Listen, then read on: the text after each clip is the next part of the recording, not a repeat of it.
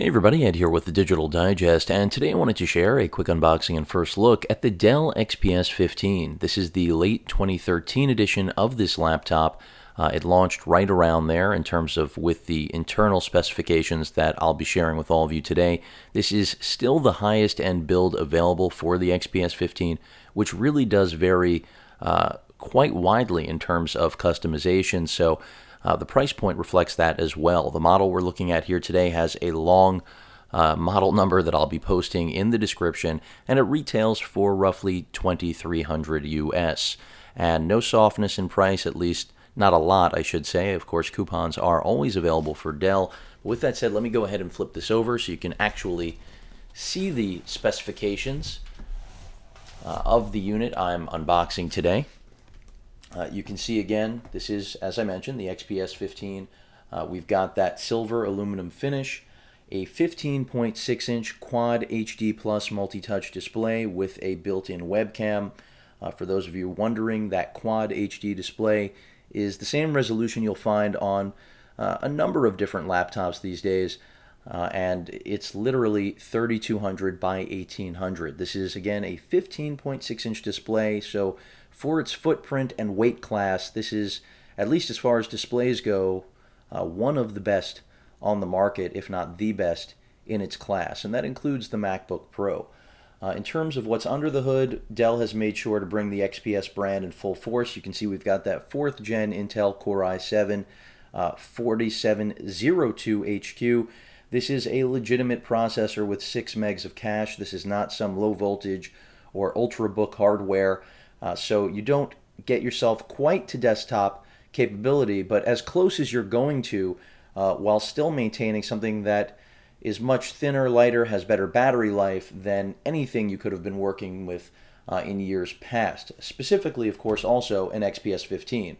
I did review 2 years ago the XPS 15, and I can't tell you how much of a difference I anticipate with this current generation.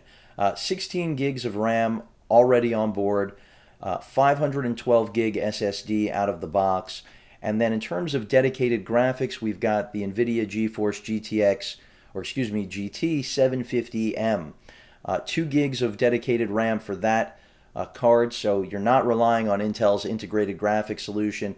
This is only a mid-tier gaming system. It's more of a multimedia system, and that's how Dell markets it exactly. You know, if you want higher end graphics right now in at least a gaming laptop, that's what a Razer Blade is for, something with a card more like the 765. Granted, it's not a latest and greatest chip, but it still does outperform the 750 with 2 gigs of RAM that you're going to get in here. In terms of software, this is running Windows 8, as are most computers these days, at least this configuration specifically. And in terms of what else is in the box, you can see we've got wireless, well, it's not what else is in the box. This is what is included in the XPS 15. In terms of wireless upgrades, this laptop does support AC connectivity with regard to Wi-Fi, which is something that I was waiting for. Bluetooth 4.0, you've got a 6-cell battery that Dell rates at roughly 11 hours. Of course, I anticipate it'll be more around 7 or 8 in real-world usage. A media card reader, HDMI out, and USB 3.0 ports. I think there are 3 USB-O and 1 USB 2.0 port on there, but we'll see when I get it out of the box. A backlit keyboard, and of course Waves Max audio. That's something that Dell has been incorporating to their XPS line for quite some time. So with that said, let me go ahead and crack this thing open, and we'll actually see what this machine looks like. And you know, with some time, I'll be able to deliver a full review, as well as just general updates about performance and, you know, whether or not Dell has a legitimate contender here to the MacBook Pro, because that's exactly who they are taking on. I feel like the XPS line in many ways has been trying to give PC users a solid answer to what Apple has been selling for a while, which is a well-made PC. Of course, many users will not associate Dell necessarily with a well-made PC because of personal experience, and I understand that. But I have to emphasize that at this point, all of the manufacturers pretty much, unfortunately, have the same level of quality control, since the majority of the products we buy are made in the same places. that out of the way, let's get this thing out. Packaging on the outside, very similar to what we'd see in the past, but what's under the hood, not. Very little inside here, and the packaging is almost identical to what the XPS 18 also had, which is not surprising. This is a trend with Dell. They're trying to go for a cleaner look. Remember, this laptop is only 0.7 inches thick, so only a little over a half-inch thick, 4.4 pounds. So it really does, in terms of your performance, in terms of a footprint, it redefines things a little bit. And there it is. Very similar to XPS 15s of days past, but of course everything I've mentioned makes it completely different. The box has a nice level of padding in there, which it should. Again, this is the highest spec version. Some people won't like the fact that you can't tell the difference between the highest spec version of this laptop and the base spec, which I believe starts out at around $1,500. To me, that is clearly irrelevant. I'm not purchasing this seeking status. I'm seeking the best mobile computing solution. So let me get the applicable plastic off of here. There's that plastic sound so many of you love. A little bit of branding, as you may have noticed here on the bottom, but not that much. And what we have is basically completely made out of aluminum. The bottom feels like it is a carbon fiber. It even has the pattern of something like carbon fiber, which is interesting.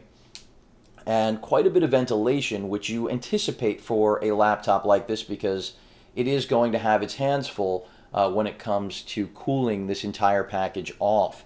On the right-hand side, we have what appears to be our SD card slot, as well as two USB ports. And then we also have I believe that's the display port, or that could be a Kensington lock. It looks like a micro display port to me. Nothing along the back of the computer. On the left side, and this is where we'll confirm things, that was the Kensington lock, as I thought. We've got our power port starting from the left, moving right. We have HDMI out, a mini display port out, so you do have two forms of video out here, and because you have display port, you do have the ability to daisy chain, which means even more than two forms of output, essentially, if you're looking to use 3 or 4 monitors. And then you've got another 2 USB ports right there alongside, to the right of the display port, an actual headphone out, just a 3.5mm headphone jack, and the power button with LED indicators along the right side of that power button. And I have to tell you, really dense in terms of the weight, and that's because, again, it's not a very large laptop. I mean, it is a 15.6-inch profile, but in terms of its weight and thickness, really just another player altogether. So I'm impressed. Rounded edges, but there is a little bit of a rough finish on the actual edges of the metallic lid. And I'm going to open this up, but first let's see what is remaining here. We've got our quick start guide. It's pretty much it on paperwork. Let me show you the balance of what's actually still in the box, which I believe is just our power brick. And let's take a look at how large this power brick actually is, how far we've come. Because if you're like me and you still have your XPS L502X, which was a great laptop that I actually just retired, this looks like the perfect upgrade, frankly. Relatively small. I mean, they've redesigned it. It's not a complete departure from the past, but it's still pretty small, I have to say. I would have liked to have seen a USB port on here for peripheral charging, which pretty much every device I've bought in the last year has. Surface Pro, the Duo 13, but that's not a big deal. Let's go ahead and crack this open. And there is the keyboard. A lot of people have criticized it for basically not leveraging the space properly, and you can see why. I mean, there's a tremendous amount of room here, and most of it is not utilized. It's just basically the world's largest palm rest. But a very big touchpad here, which I think is a good thing if it operates well. The fit and finish looks nice, I have to say. Not a lot of stickers, as you may have noticed. I'm going to bring this up for a close-up. You can see a little bit of branding there from Dell telling you that you've got, Corning Gorilla Glass, Just again, repping that incredible display, which I'm looking forward to seeing in person here. The backlit keyboard, the machined aluminum carbon fiber finish, which I have to say is really nice, nicer than anticipated, as well as the fact that it boots and resumes in seconds. That 512 gig SSD, I expect some best-in-class performance. And again, the weight is just incredible. And build quality, I'm really shocked. This is looking really nice. You got a matte soft touch finish here around the keyboard. The keys, again, look like XPS keys from the past. In terms of, how comfortable they'll be, I'll have to see with time. And the display, I can't give input yet. Let me see if this thing powers up. It is powering up. Let me give you a view of the actual display if I can. I know it's going to be reflective to, well, not ideal. But of course I'm going to update on this laptop, and I expect good things because it is, at least right now, one of the most powerful as well as portable machines that money can buy. And when compared to the top of the line MacBook Pro, which is priced at $2,499, I believe, $2,500, which is what this is going to draw direct comparison with, I think that this machine fares pretty well. So looking forward to giving all of you full impressions as well as a full review on the brand new XPS 15. Again, even though this was launched at the end of 2013, this is still the current top of the line XPS 15 that you can purchase. If you have any questions or comments, please feel free to post them. And of course, as usual, please feel free to subscribe. Later.